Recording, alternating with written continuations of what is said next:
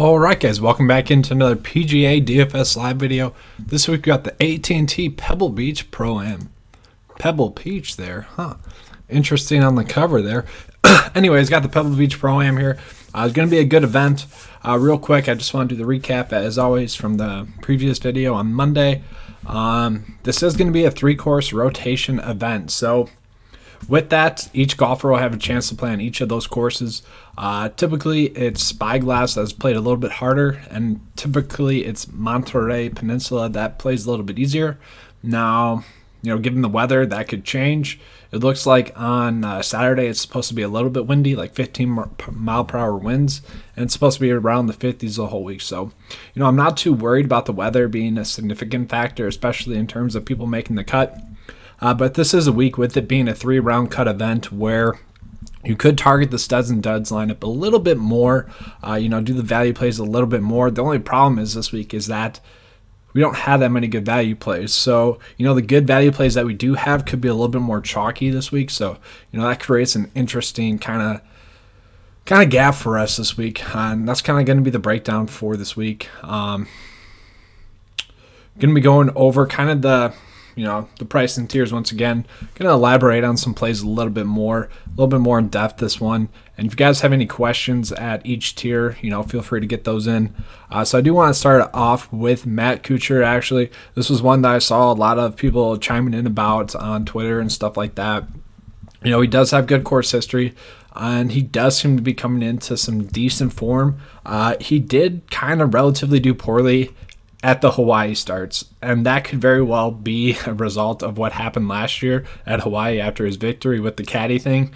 I don't think he had that many fans at the Hawaii tournaments this previous year. It could have been a different mindset for him at those events. So now he's playing at this event where he should do well at. He had a T22 last year, a T62 the year before that, and then a missed cut. So I don't have any exposure to him. But I get why people would, especially if they're trying to pivot to some of the other plays or from some of the other plays like Paul Casey and Jason Day. I think those are much better plays, but I kind of get it. Phil Mickelson is a weird play this week. I don't know if you guys saw his quote I saw it on Golf Digest. He said if he can't play well enough to make the U.S. Open, he has to qualify. He's not going to take a special exemption to make the U.S. Open, so it doesn't seem like we're going to have Phil Mickelson this year at the U.S. Open. I'm sure he would play and do the Steve Stricker route, but that's just kind of interesting. I love his course history though. Here I do expect him to make the cut. Obviously his game's been really poor, and I hate the price point. I really don't get the price point. If he was priced at like 8.5K this week, I would think about it. But at his price point right now this week, I just can't pull the trigger on that. I'd much rather play Brandon Grace. I do want to touch on Graham McDowell as well, because I won't be playing him on DraftKings, but it's going to be FanDuel or Yahoo where I love him as a play just because of his price point. He's T18 last year at this course, miscut the year before that. He just seemed really motivated.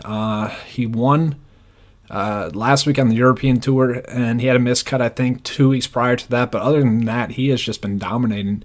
And even dating back to last year before, the British Open or the Open Championship, whatever you want to call it, he was really starting to gear his game up. He ended up being a player that we're on quite a bit. So Graham McDowell, maybe not on DraftKings, but on Yahoo, I really like him as a play, and I'll touch on that a little bit more as the video goes on.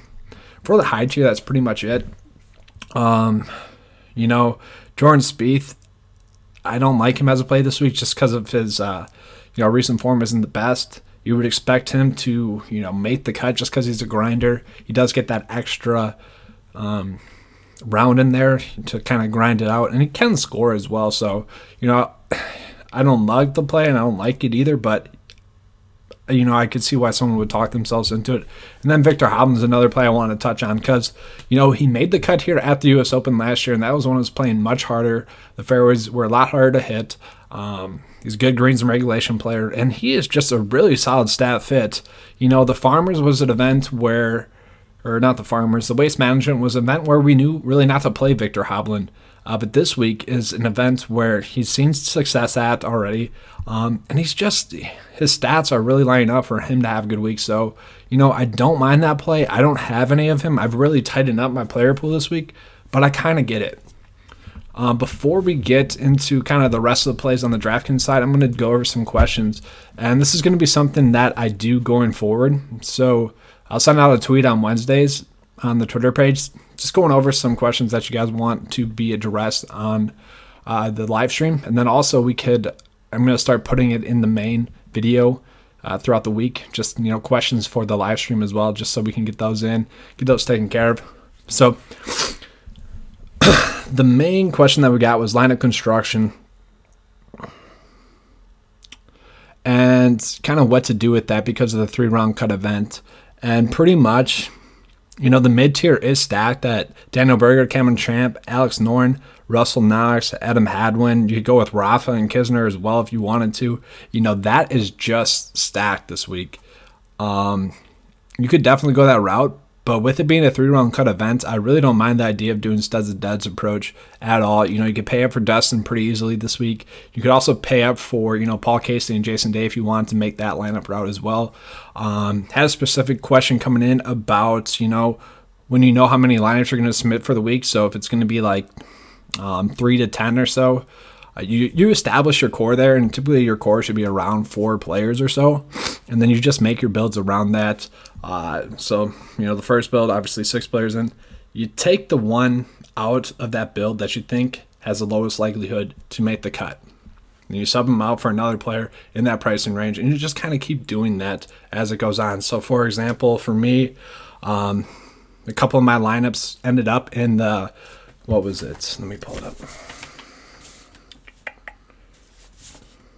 Okay, so yeah, a couple of my lineups ended up in like that 7K range. So obviously I went with Nick Taylor in a few of those, but then I went down to DJ Trahan in a couple of them, Doc Redman in a couple of them.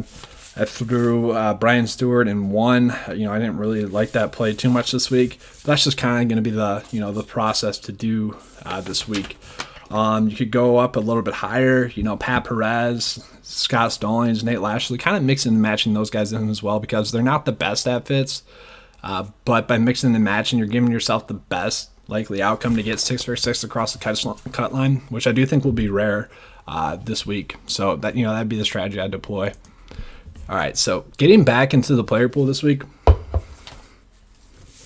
See, we didn't have any player-specific questions come in, so I didn't make any specific slides this week for any players, just because it's kind of we know the plays.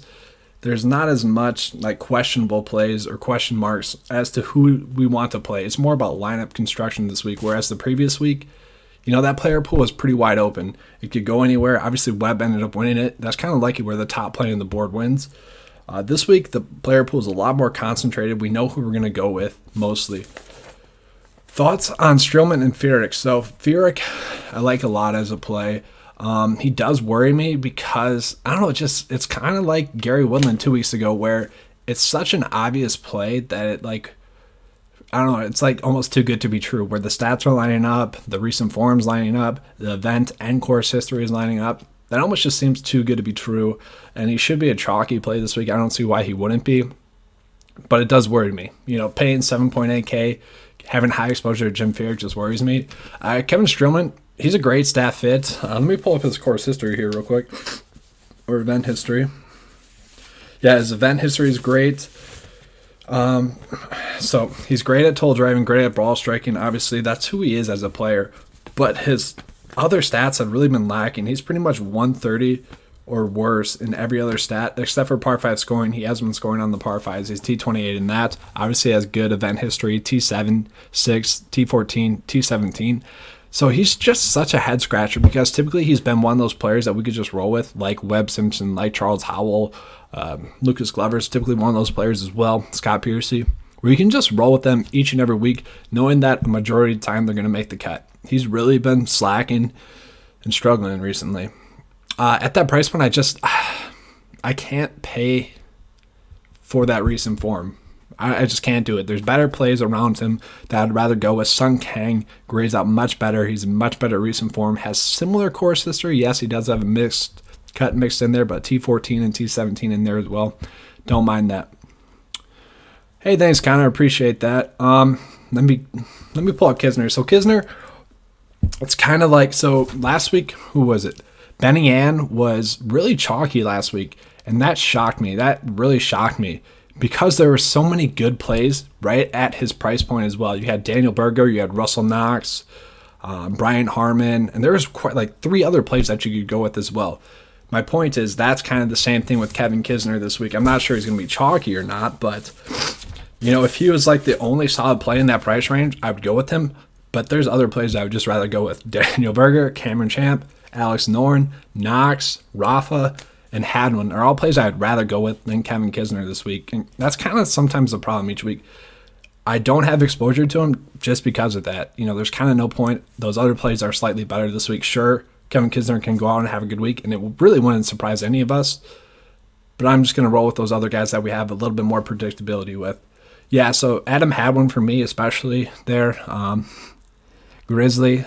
So Adam Hadwin, 2 straight made cuts at this event. You can't say that about Kevin Kisner. Kevin Kisner, T28, miscut, T10. Adam Hadwin, T18 and T39 in his 2 starts here. Much, much better stat fit as well. We know Kisner's a grinder. This is an event that does fit Kevin Kisner. He's the guy that can play in a Pro-Am. He's social, and he also I think his playing partner is someone that he's pretty familiar with as well.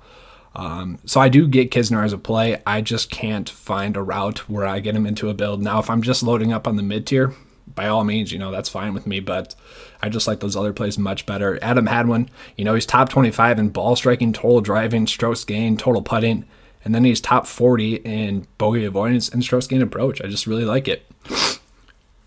So for value, Jimmy Walker, JJ Spawn, or Patrick Rogers. So the only one that was really catching my eye, Jimmy Walker caught my eye a little bit, but Patrick Rogers was actually one of those ones that just missed out on the player pool this week for me. So I do like him as a play. Miscut and a T8. His game just seems to be trending in the right direction.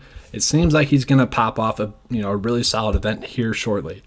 The reason why I decide not to have him in the player pool is his total driving and ball striking isn't there just yet. He's been saving himself a lot with the putter as well, but with his par 5 scoring being pretty solid, I do expect him to make the cut. I just, I don't know if I can roll with that. Oh, to end the build, Matt, that's a good question. To end the build was Strillman or Stallings. So whenever I have a 50-50 decision like that, where they're pretty much the same play, I like to roll with the guy that's in a little bit, in better recent form. So for me, that's Scott Stallings. I played him kind of the last 3 weeks limitedly, and he's done fine. He's made the cut. That's pretty much all we're trying to get out of a play that low priced. So yeah, I think I'd rather go Scott Stallings. He has slightly better event history as well, so that'd be the play I go with there. That is a tough decision, and I just don't like that too much. I think I would almost rather play Nate Lashley. It's a little bit more risky, but I think he has more upside. He made the cut at the U.S. Open. He had a T45 finish earlier that year as well. He's not the best at it, but he has, and also he's been playing through that hand injury or wrist injury, so there's a little bit more risk to that if he aggravates that again. But that is a tough question. I have landed in that spot a lot this week, and for me personally, I just kind of ended up rebuilding my lineup. So that's kind of your call on that. What about DJ's knee? So, no, I hope you're talking about Dustin Johnson, not our other boy, DJ Trahan. I know you are, but I just wanted to bring Trahan up. I'm not too worried about Dustin. I don't think he'd be playing in an event if he wasn't ready. There's really no point to it for him to play in it. That's true. That's very true. And, we don't know the player's body or how it's reacting. It's kind of impossible for us to know unless we were there, watching him at the practice round. But I really don't think that a player would be playing in an event, especially like DJ, if they didn't have to. They don't have to worry about playing in as many events to try to, accrue points or anything like that. So, I'm not too worried about DJ this week. Let's see other questions. So Tyler McCumber, I'm off of him this week. He caught my eye a few weeks here and there, but I don't. I'm just not on it this week. Any thoughts on past winner Ted Potter? So Ted Potter, I'm not rolling with. Let me try to find him here.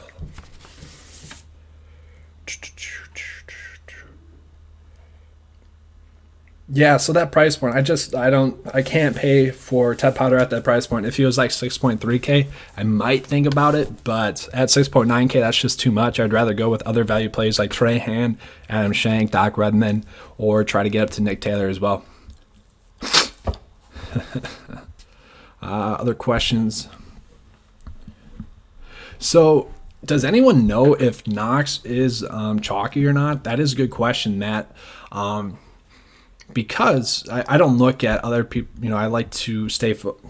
How do I want to phrase this? I don't like to look at other people's content or anything like that. I want to fade the noise because a lot of that is just noise. They're just trying to produce content essentially.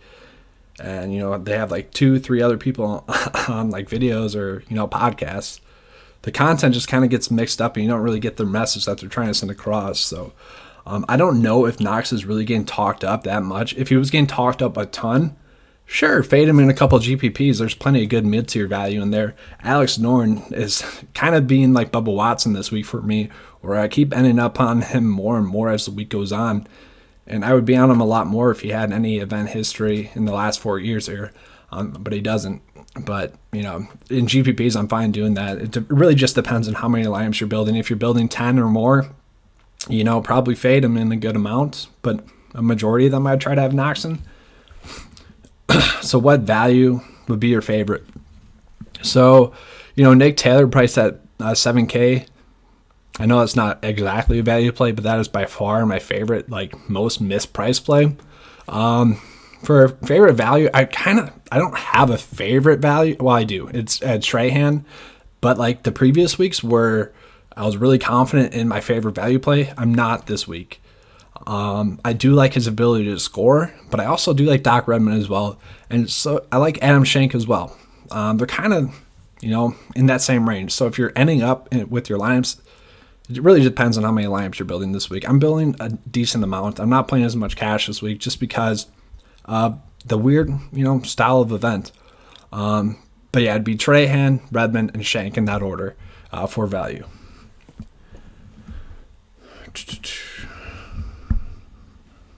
Okay, so yeah, Knox is going to be chalky. See, I don't get that. How is Knox chalky this week when he's been a solid play the last month and now he's $1,000 more expensive? I just don't get the thought process there at all. It's just one of the weirdest things to me. He's been a good play the past month, and he's been at like 10% ownership. It's the weirdest thing. The last time he was chalky, he was like 40% owned, and he was almost 9K. So like the same thing as this week. It's weird to me. I don't really get it.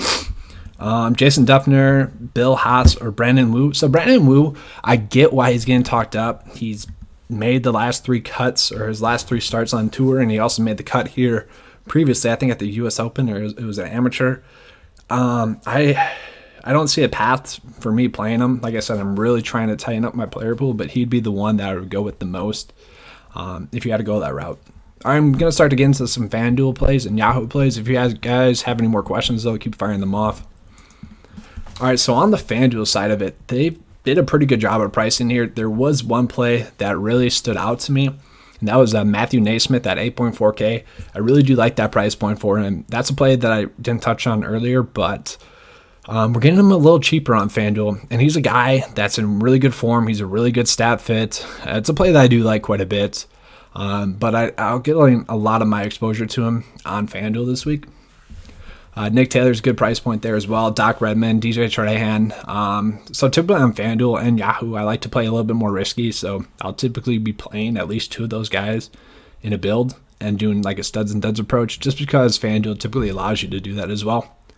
And then Jim Furyk is pretty priced down there. Brandon Hagee. So he is kind of a streaky player, Hagee there. If you're finding reasons to play him, he's one of those guys where I wouldn't like caution you. I would caution you against it, but I'm not going to try to talk you out of it. Just because I get to play, I get the ownership. He does have that upside, but I'm not playing him this week. Thoughts on Champ? So yeah, Champ I really do like. Honestly, my make or break point this week is going to be Champ, Hadwin. What is it? Grace. Who's the other one? Champ, Hadwin, Grace, and Noren. Yep. those four. That's going to be my make or break points kind of this week. And I'm still trying to establish which one of those 2 or 3 I want to play in cash. And I just hope that I get it right, just because you can find a reason not to play all of them, but the reasons to play them definitely outweigh each other. So, Champ, I think I will have in cash this week. I'm still trying to decide that one, though. I do like him. He made the cut here last year. It actually is a really good stat fit. It's kind of surprising as well. I don't know. It's kind of coming down to him or Berger, and I don't really trust either of those guys. So, I don't know. It's going to be a 50-50 decision for me there. And I have to figure that out before the morning tomorrow. It's still a head scratcher for me there. But I definitely like him as a play. Great GPP play, obviously. And then the Yahoo plays here. So Graham McDowell on Yahoo is significantly priced down. If you guys are playing on Yahoo, they're pretty much forcing us to play him. I already touched on it a little bit. It really seems like he's motivated to play well. There was some quotes from talking about like his daughter or something like that where he's really excited for them to actually be able to see him play well instead of like watch YouTube clips. Thought it was kind of funny, but it is true. So you can see the motivation just in his interviews and stuff like that. So I do like him as a play on Yahoo. That's where I'll be getting my ownership to him, is on Yahoo. I probably would have had him on DraftKings. It's just he's priced up too much. And then I saw the price on Yahoo where I'm like, okay, I'll just get my ownership to him on there. And then Brandon Grace, definitely priced down on Yahoo. That's where you should get a majority of your ownership to him as well as on Yahoo. $30 is real cheap. Daniel Berger is cheap as well. Nick Taylor, he's priced up a little bit there. And then Harry Higgs. Harry Higgs is a really solid price point on Yahoo. We played him a lot last week. He was our core value play of the week last week. I couldn't find a reason to play him on FanDuel or Yahoo or on DraftKings, but Yahoo, I could find a reason to play him. He's a fine stat fit. Don't mind him as a play. Yahoo would be the place to play him if we did. All right. Guys, thanks for all the questions. Most of the chat has pretty much talked the whole, maybe ever. So do appreciate that. It makes the videos go a lot faster and a lot more interactive that way. McDowell, Grace, or Norn. Really just depends what kind of player you are. If you're asking for cash purposes, I would go Norn, Grace, McDowell. If you're talking about for GPP purposes, probably still go Norn, McDowell, Grace. So it kind of just matters, what your style of play is. Just because Graham McDowell has a lot more upside, I think, than the other two. But I think Norn is a lot more likely to make the cut this week. I think Grace is likely to make the cut as well. But I think that Norn has a little bit more upside than Grace does. I know Grace is in some really good recent form as well. But I just like Norn as a play at the stats. Check out well, and he just has a high likelihood to make the cut. As always, I do want to touch on the membership page. The link is in the description below. It's $10 a month. And this week, I did a showdown write-up on there as well, breaking down kind of the first round scores, breaking down the top course to play on and targets on the showdown slates. I have been doing the showdown slates for about the past month or so. I've been doing pretty well on them, but I want to get myself the proper exposure before I actually start, giving that advice out. So I do have that strategy down, and I do like it this week. So I put that content out there on the Yahoo play, or on the, I was reading Grizzly's message there, on the website. Favorite Yahoo play, 22 or less. Who was it? I'm going to look it up on my phone real quick. So give me a second here, because there was someone specifically that I had originally in my build. It was $21. Let me just pull it up. All right. Adam Long at $24 is pretty cheap on Yahoo as well. I do want to point that out. Oh, it's Matthew Naismith. Sorry, he is, he's 21 on Yahoo. I really like that price for him on Yahoo. Definitely go with that route if you're at $22 on Yahoo. With a good amount of lineups, we're throwing Spieth in a couple in case he pops. You like Na this week? Na is a fine play kind of any week. It's tough to determine how much upside he's going to get you. So if you're like Max Center or anything like that, probably wouldn't play him. Jordan Spieth, yeah, sure. If I'm guessing you're playing around 25 to 100 lineups. If it's 25, I would maybe throw him in 3. So kind of do the math on that, Matt. It's tough to kind of answer that question. But sure, if you're playing a ton of lineups, he's worth a dart throw in a couple. But this is a week for me where if I was max entering, which I decided not to this week, just because I don't like the structure this week, just because of the 3 rounds, you kind of lose your edge.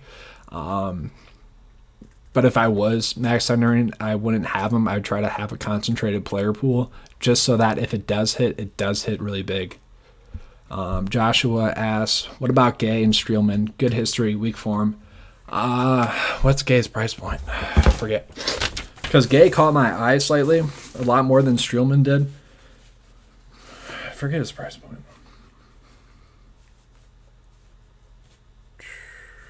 Do you have it? Can you type in Gay's price point so I can try to pull him up? Because I think it was a price point reason why he caught my eye. I believe he was slightly cheaper than everyone else. It was kind of a price range that I kept falling into, but I can't see it right now. I'm just not being able to find him. Oh yeah, 6.9K. I see it. Okay. So yeah, that's the thing. That's a very good question right there, Joshua. So it's like, why pay for Kevin Streelman when we get the exact same play in Brian Gay, almost $1,000 more? So I don't like to play it. See, this is where people get course history kind of mixed up, and when people say course history is not a relevant stat, that's just because they're only looking at like course history.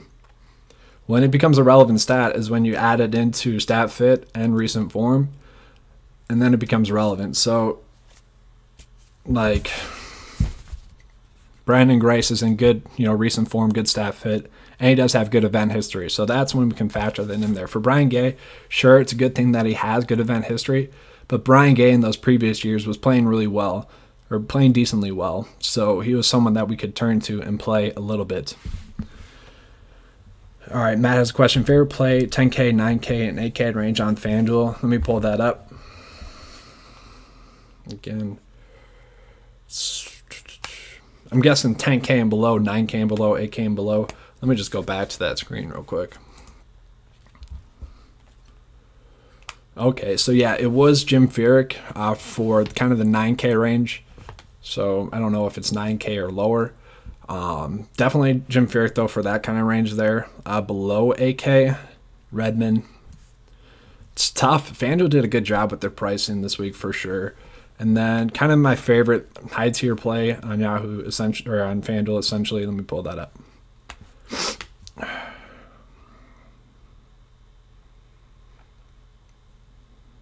So Russell Knox right at 10K there. I like as a play. I mean, I like him as a play this week. I'd be fine with rolling with him on FanDuel. My typical strategy is to kind of do studs and duds approach on FanDuel, but if you kind of are doing that balanced approach, that's the play I would go with. All right, guys, about to wrap up here. So if you have any questions, just fire them off real quick. If not, we're gonna head out. Thanks for the really strong video this week, or the live stream this week. 30 views going, a lot of questions asked in the chat. I do appreciate that. That's pretty cool. Makes the stream go a lot better for everyone.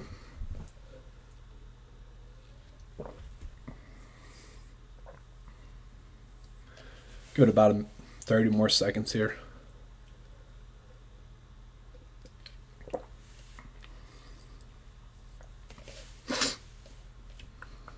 All right, so looks like we got all the questions answered and asked. So I hope you guys have a good week this week. I'm going to be limiting myself a little bit, but, I do think I'll have a couple of lineups that are in contention on Sunday. So it's just a matter of getting 6 for 6 across the cut line, and hopefully we have a couple of really good, finishes there. All right.